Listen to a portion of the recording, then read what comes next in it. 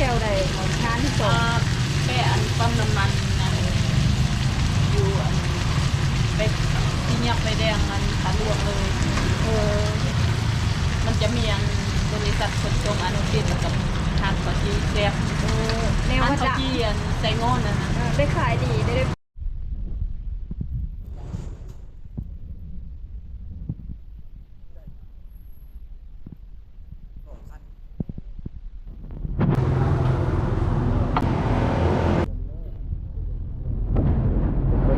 จานทอง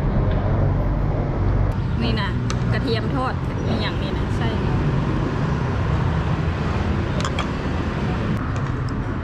เซ็กซี่เลย